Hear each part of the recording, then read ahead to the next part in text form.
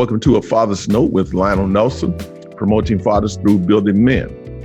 As always, glad that you took the time out to stop by. This is the third part. We're doing a three-part video here. This is the third part. We've been talking on the topic of men don't talk and women don't listen, learning how to communicate. If you're watching this video, we thank you, and I can only encourage you to go and watch our other videos on this subject. But talking about learning how to communicate. And we know, we've identified is that lack of communication can be a major issue in relationship. Lack of communication can really take your relationship or your marriage to the divorce court. And I've come to realize and understand that at times that really some things that are said or not understanding, shall I say, how your spouse or your significant other communicate can be a major issue. And in the other videos, we do point out some things that can be a factor to lead up to why they communicate the way that they do. It's not just so much how, but why. So in this video, what we want to talk about, we want to give you a couple of points as to that we feel that can help you in your communication with your spouse or with your significant other, girlfriend or boyfriend, however that may be. Well, number one, we want to encourage you, whatever you do, whenever you got to communicate, especially, listen, we know issues arise. You're not going to always agree. You're not going to always be on the same page. You may be a person who comes home and you've had a bad day, and you may not be at the point where, listen, whatever you might experience on the outside of your door, when you come inside, you got to leave that out there. Don't bring it in. That's not a good thing to really bring your conflict or whatever home, unless, even if you do, okay, well, in this time, a lot of people are working from home, and that can even be a greater issue when you talk about communicating. Okay, but let's talk about that, how you should communicate, or some things that you should consider when you are attempting to work out an issue that may arise in your relationship. One of the first things you want to do is that you want to listen carefully. Make sure you listen carefully. You don't want to listen to respond, but you want to listen to comprehend what is being said. The same respect in listening that you would want your significant other to give to you, you should be willing to give back to them. And when we talk about listening to respond, in essence, we say something and then the other person is talking, but they are talking back to us. We're not listening to what they're saying, to comprehend what they're saying, but we're listening as to when they're done talking, okay, this is what I'm getting ready to say. This is going to be my next response. You got to stay out of that. You want to listen carefully. Number two, whatever you say to it, say it with love. Say it with love. And let me say this here to my fathers, to my husbands, to my brothers out there. Take this little nugget here.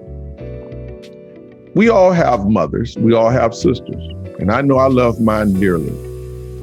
And if I married someone's mother, sister, whoever it is, why would I talk to them or express myself to them in a way that I would want nobody to talk to my mother or talk to my daughter or talk to my sister? No, if you don't want it being done to your family whom you love, the ladies in your family whom you love, why would you do it to another lady, a mother, a daughter, or a sister? Why would you do it?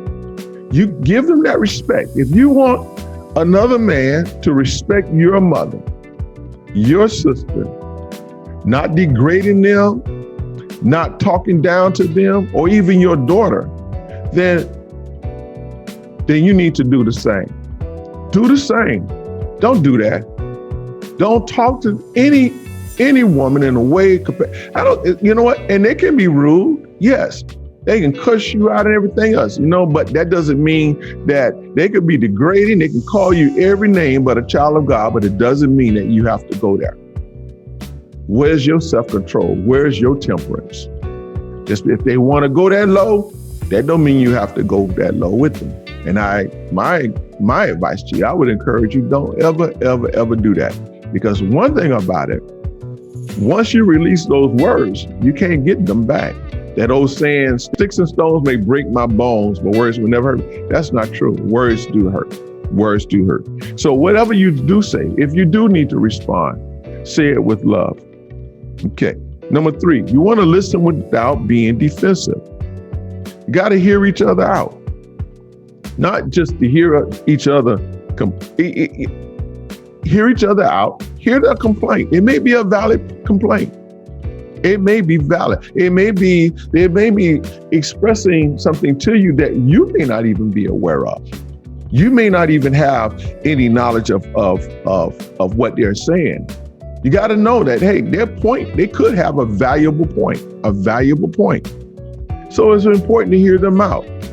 And my wife and I, we was talking about something that, I don't know if this is the place for it, but my wife and I was talking about something, and I'm one that when I clean the kitchen, yeah, gentlemen, I clean the kitchen too. You know, I'm domestic, but yeah, still I handle my man business. And the reason I'm domestic is because one of the factors is that my mother, when she raised her sons, is that she raised us all to be able to cook, all to be able to clean, all to be able to wash our clothes, to take care of ourselves, whether or not we had a woman or not. And I think that's a great thing. So I think just because I'm married now and I have a wife, that doesn't mean that I stop doing those things. No, because that's another factor that comes into play when you talk about gender identity. Relationships get in trouble with that, men, especially when you talk about, well, I'm the man, I'm going to work outside and you keep the house clean. Yeah, but you walk through there with your dirty feet too. You throw your clothes down on the floor as well. No, don't do that. It should be a shared responsibility. And what if you married a woman who liked outdoors, who liked being in the yard, who don't even mind cutting grass? I'm going to be offended by that? Not at all. If that's what she wants to do, that's how she gets her thrill on, then so be it. More power to it. But we should not fall out because of it. But anyway, I don't want to. But anyway, we got to listen without being defensive. Okay, we want to make sure you hear each other out. You make sure that everybody, just like your points are valuable to you, their points are valuable to them as well. Okay. What about when you have, how about expressing how you feel, especially if they're negative? Okay. If you're going to express a negative feeling, do it constructively. That way, your spouse won't feel like you are attacking them. You don't want to say, even if you want to be critical of something that they're doing, you want to do it with love. And you want to say it in a way, what if it was you? Or it was something that was being said to you? So you want to make sure that you have that compassion. And I think that's the word that should go here. If you want to bring a constructive criticism to someone, say it with compassion. Don't be critical, even if you are critical, but be critical, again, with compassion. Okay. Husband and wives, you need to learn how to talk to each other and not at each other. Learn how to talk to each other and not at each other. I'm sure y'all, in essence, again, it's all about respect. I'm going to respect you.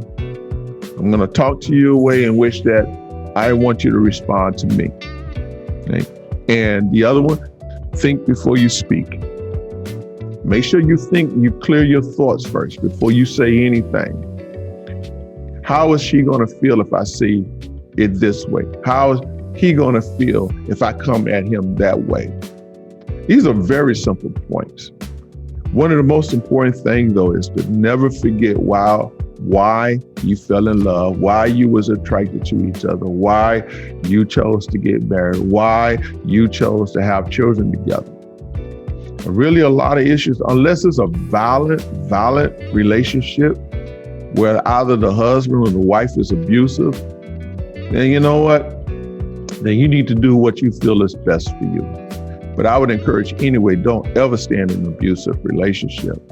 But I understand the magnitudes behind that as well. I really do. But a lot of times though, if we would, when conflict arises in our home, we would understand and realize and take in consideration You know what? I don't know about you all, but this is how I look at it. This is my wife, and I love my wife.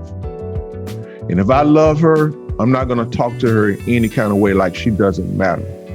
This is the mother of my children. I'm going to give her the respect because she's the mother of my children. I'm not going to degrade her because I wouldn't want another man to degrade her. And I think brothers, husbands, and fathers, we really need to consider that. Ladies, you know, there's an ego thing. Men have egos, and you should understand that. As a matter of fact, you should want him to have an ego. But what a man needs, what husbands need, what your husband needs, what fathers need, they need affirmation. We need affirmation. Build us up. Don't tear us down. Do we have issues? Absolutely, but so do women. So do wives. They have issues as well. We all have issues. But we can find a common ground in how to come together. And I think that's so vitally important. Okay. But listen, let's be winners. That's another one of the points that I wasn't going to share, but we got to learn how to win where we're at. Wherever you're at in your relationship, you need to learn how to win. And the reason I say that, you can easily just cancel that relationship and go to another, think that things are going to change. And guess what? When you get in that relationship or get in that marriage, you don't remarry again, thinking life is going to be better. You got the same issue. So then you cancel out, and then you move on to another one. Then what happens? Same issues arise. I wonder why. Is it possibly because you are the common denominator? You need to fix yourself. Is it possibly because you are an aggressor and no woman are going to put up with you being an aggressive individual? Is it possibly because of what you went in past, you experienced in past relationships with other women? So now here it is, you got a new woman in your life, a new wife in your life. So you're going to judge them based off the women in the past? That's not good. It doesn't help anything as far as you establishing any form of communication. None at all. And the other thing too, one more point I want to make here. It's important that I say this. Never imagine the other partner knows exactly how you're thinking, or don't even assume that they know how you're feeling. These are areas that lead to conflict, greater conflict. So all I'm saying is that if you're upset about something that your husband did or your wife did, one of the things you definitely don't want to do, you don't want to talk or have that discussion when you're angry. Don't ever talk or have a conversation when you're angry. And what you can do, even if you're not that type of person who doesn't like to talk at the beginning because you want to gather your thoughts, then what you can do is say to your spouse or your significant other, listen, right now I'm a bit upset. I want to talk, but I'm not in the mood to talk. Can you give me a little bit? Give me a few. When I'm ready to talk, I will come to you. That's how you do it. I know that's how, with my wife and I, I'm the one, I like to have that conversation and get it over with. Her, she likes to take her time and think about what she wants to say or calm down because she's an emotional person. And I respect her for that. And that's what we do. We practice, we set guidelines in our relationship as far as when it comes to communication. So I just want to share a few points. I hope I said something that encourage you. I sure hope that I've shared something that gives you some insight as to how to ever fix the communication issues that you may be having in your relationship right now. But it can be fixed. If you just apply the principles in which that we have stated here or shared with you, it can be resolved. Okay? You don't have to go to the divorce court because you don't know how to talk to each other, don't know how to communicate with each other. Okay. So anyway, thank you again for listening. Thank you for your support. If you like what I said, if you agree with what I said, if you want to leave a comment, please do so in the comment section below. And while you're there, please subscribe, hit the like button, share this video with others so that we could continue to promote fathers through building men. Thank you for visiting A Father's Note.